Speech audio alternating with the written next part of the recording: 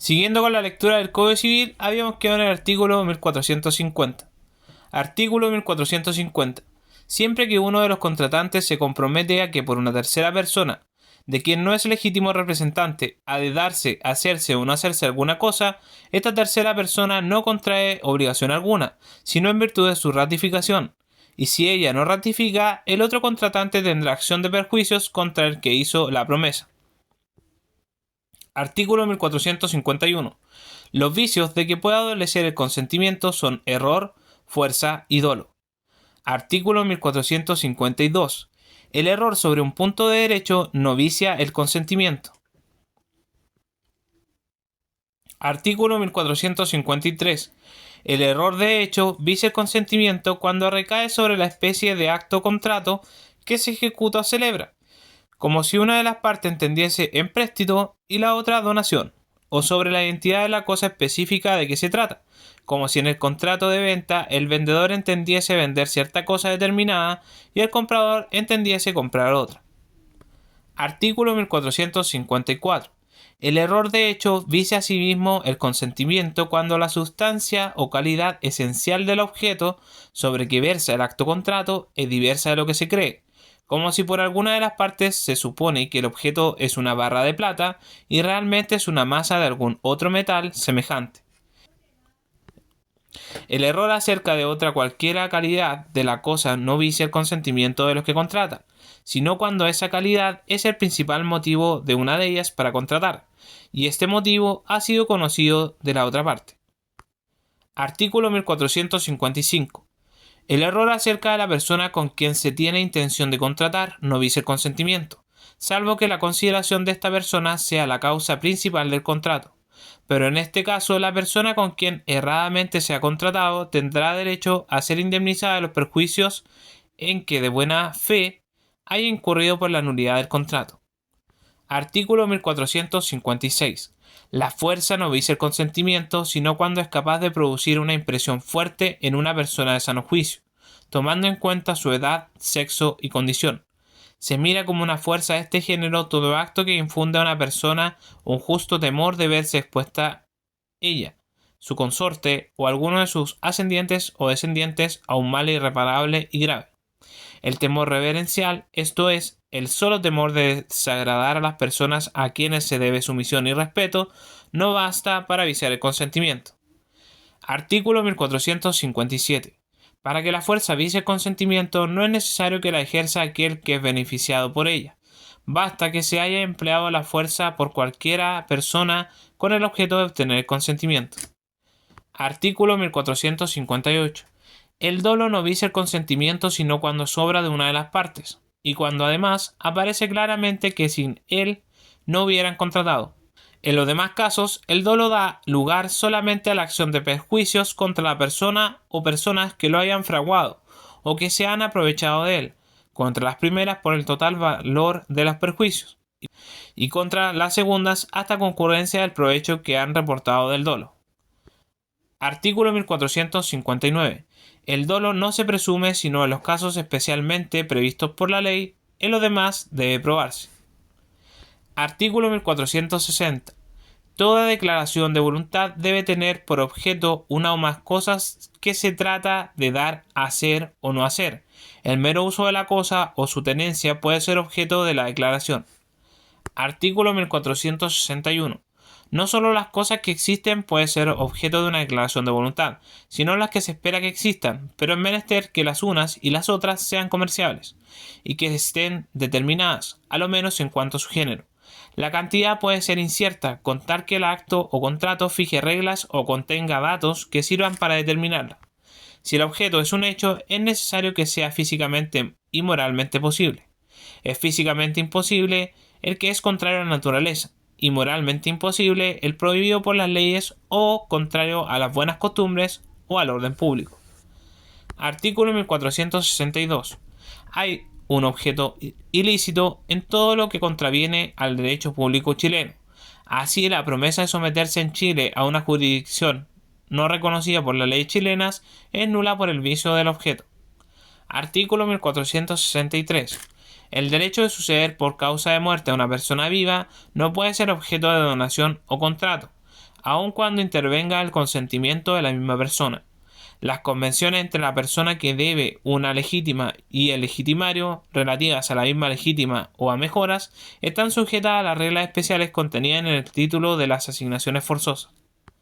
Artículo 1464. Hay un objeto ilícito en la enajenación, primero, de las cosas que no están en el comercio, segundo, de los derechos o privilegios que no pueden transferirse a otra persona, tercero, de las cosas embargadas por decreto judicial, a menos que el juez lo autorice o el acreedor consienta en ello. Cuarto, de especies cuya propiedad se litiga sin permiso del juez que conoce el litigio. Artículo 1465. El pacto de no pedir más en razón de una cuenta aprobada no vale en cuanto al dolo contenido en ella. Si no se ha condonado expresamente, la condonación del dolo futuro no vale. Artículo 1466. Hay asimismo objeto ilícito en las deudas contraídas en juegos de azar, en la venta de libros cuya circulación es prohibida por la autoridad competente, de láminas, pinturas y estatuas obscenas, y de impresos condenados como abusivos de la libertad de la prensa, y generalmente en todo contrato prohibido por las leyes. Artículo 1467. No puede haber obligación sin una causa real y lícita, pero no es necesario expresarla. La pura liberalidad o beneficencia es causa suficiente. Se entiende por causa el motivo que induce al acto contrato, y por causa ilícita la prohibida por ley o contraria a las buenas costumbres o al orden público. Así, la promesa de dar algo en pago de una deuda que no existe carece de causa, y la promesa de dar algo en recompensa de un crimen o de un hecho inmoral tiene una causa ilícita. Artículo 1468. No podrá repetirse lo que se haya dado o pagado por un objeto o causa ilícita a sabiendas. Artículo 1469. Los actos o contratos que la ley declara inválidos no dejarán de serlo por las cláusulas que en ellos se introduzcan y en que se renuncie la acción de nulidad. Título 3. De las obligaciones civiles y de las meramente naturales. Artículo 1470. Las obligaciones son civiles o meramente naturales. Civiles son aquellas que dan derecho para exigir su cumplimiento. Naturales, las que no confieren derecho para exigir su cumplimiento, pero que cumplidas autorizan para retener lo que se ha dado o pagado en razón de ellas. Tales son, primero, las contraídas por personas que, teniendo suficiente juicio y discernimiento, son sin embargo incapaces de obligarse según las leyes, como los menores adultos. Segundo, las obligaciones civiles extinguidas por la prescripción. Tercero, las que proceden de actos a que faltan las solemnidades que la ley exige para que produzcan efectos civiles, como la de pagar un legado impuesto por un testamento que no se ha otorgado en la forma debida. Cuarto, las que no han sido reconocidas en juicio por falta de prueba. Para que no pueda pedirse la restitución en virtud de estas cuatro clases de obligaciones, es necesario que el pago se haya hecho voluntariamente por el que tenía la libre administración de sus bienes. Artículo 1471. La sentencia judicial que rechaza la acción intentada contra el naturalmente obligado no extingue la obligación natural. Artículo 1472. Las fianzas, hipotecas, prendas y cláusulas penales constituidas por terceros para seguridad de estas obligaciones valdrán. Título 4. De las obligaciones condicionales y modales. Artículo 1473. Es obligación condicional la que depende de una condición, esto es, de un acontecimiento futuro que puede suceder o no. Artículo 1474. La condición es positiva o negativa. La positiva consiste en acontecer una cosa, la negativa en que una cosa no acontezca. Artículo 1475. La condición positiva debe ser física y moralmente posible. Es físicamente imposible la que es contraria a las leyes de la naturaleza física, y moralmente imposible la que consiste en un hecho prohibido por las leyes, o es opuesta a las buenas costumbres o al orden público. Se mirarán también como imposibles las que estén concebidas en términos ininteligibles. Artículo 1476. Si la condición es negativa de una cosa físicamente imposible, la obligación es pura y simple. Si consiste en que el acreedor se abstenga de un hecho inmoral o prohibido, vicia la disposición. Artículo 1477. Se llama condición potestativa la que depende de la voluntad del acreedor o del deudor. Casual, la que depende de la voluntad de un tercero o de un acaso. Mixta, la que en parte depende de la voluntad del acreedor y en parte de la voluntad de un tercero o de un acaso. Artículo 1478. Son nulas las obligaciones contraídas bajo una condición potestativa que consista en la mera voluntad de la persona que se obliga. Si la condición consiste en un hecho voluntario de cualquiera de las partes, valdrá. Artículo 1479. La condición se llama suspensiva si mientras no se cumple suspende la adquisición de un derecho, y resolutoria cuando por su cumplimiento se extingue un derecho. Artículo 1480. Si la condición suspensiva es o se hace imposible, se tendrá por fallida. A la misma regla se sujetan las condiciones cuyo sentido y el modo de cumplirlas son enteramente ininteligibles, y las condiciones inductivas a hechos ilegales o inmorales. La condición resolutoria, que es imposible por su naturaleza, o ininteligible o inductiva a un hecho ilegal o inmoral, se tendrá por no escrita. Artículo 1481. La regla del artículo precedente, inciso primero, se aplica aún a las disposiciones testamentarias. Así, cuando la condición es un hecho que depende de la voluntad del asignatario y de la voluntad de otra persona, y deja de cumplirse por algún accidente que la hace imposible, o porque la otra persona de cuya voluntad depende no puede o no quiere cumplirla, se tendrá por fallida, sin embargo, de que el asignatario haya estado por su parte dispuesto a cumplirla. Con todo, si la persona que debe prestar la asignación se vale de medios ilícitos para que la condición no pueda cumplirse o para que la otra persona de cuya voluntad depende en parte su cumplimiento no coopere a él, se tendrá por cumplir. Artículo 1482. Se reputa haber fallado la condición positiva o haberse cumplido la negativa cuando ha llegado a ser cierto que no sucederá el acontecimiento contemplado en ella, o cuando ha expirado el tiempo dentro del cual el acontecimiento ha debido verificarse y no se ha verificado. Artículo 1483. La condición debe ser cumplida del modo que las partes han probablemente entendido que lo fuese, y se presumirá que el modo más racional de cumplirla es el que han entendido las partes. Cuando, por ejemplo, la condición consiste en pagar una suma de dinero a una persona que está bajo tutela o curaduría, no se tendrá por cumplida la condición si se entrega a la misma persona y ésta lo disipa. Artículo 1484. Las condiciones deben cumplirse literalmente en la forma convenida. Artículo 1485. No puede exigirse el cumplimiento de la obligación condicional si no verificada la condición totalmente. Todo lo que se hubiere pagado antes de efectuarse la condición suspensiva podrá repetirse mientras no se hubiere cumplido. Artículo 1486. Si antes del cumplimiento de la condición la cosa prometida perece sin culpa del deudor, se extingue la obligación y por culpa del deudor, el deudor es obligado al precio y a la indemnización de perjuicios.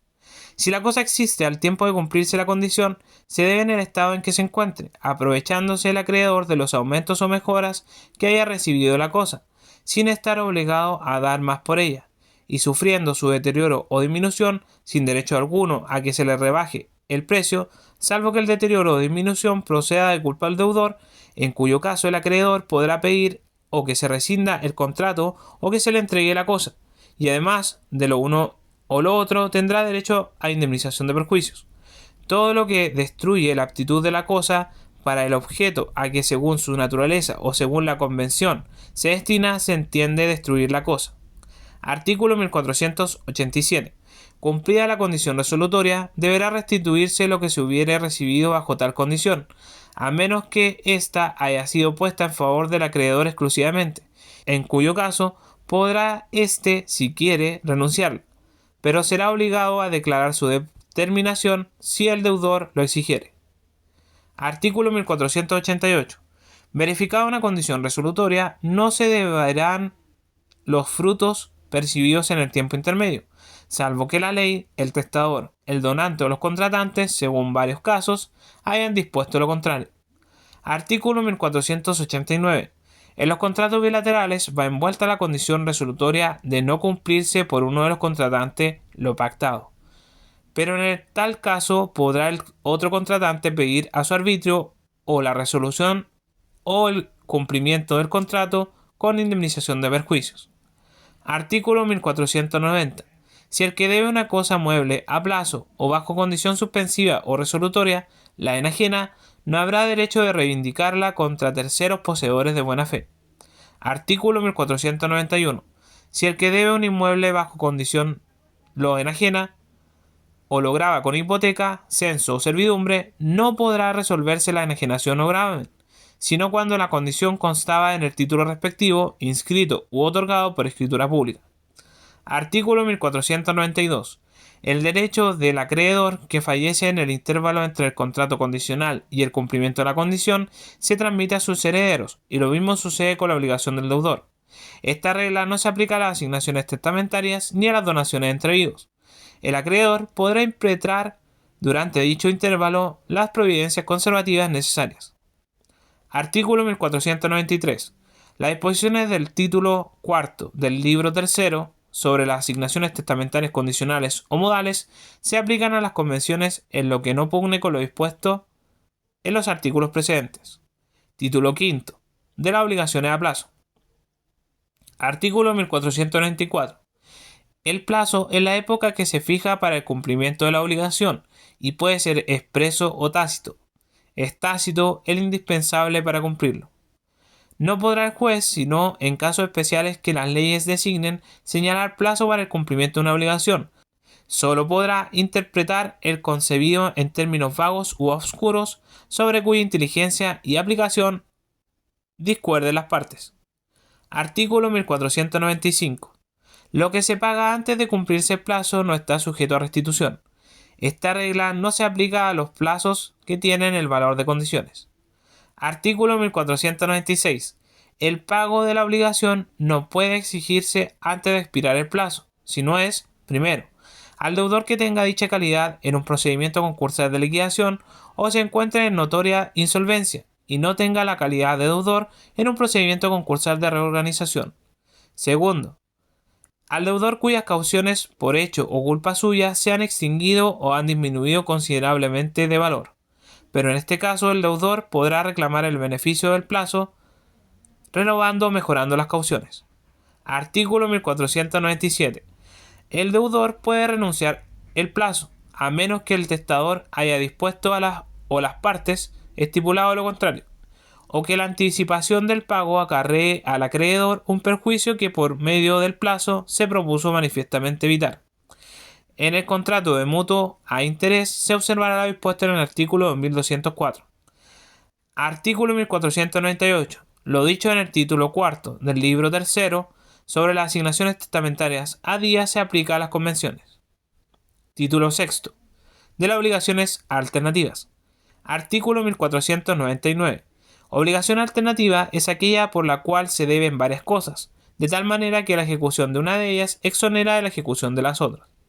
Artículo 1500. Para que el deudor quede libre, debe pagar o ejecutar en su totalidad una de las cosas que alternativamente deba, y no puede obligar al acreedor a que acepte parte de una y parte de otra. La elección es del deudor, a menos que se haya pactado lo contrario.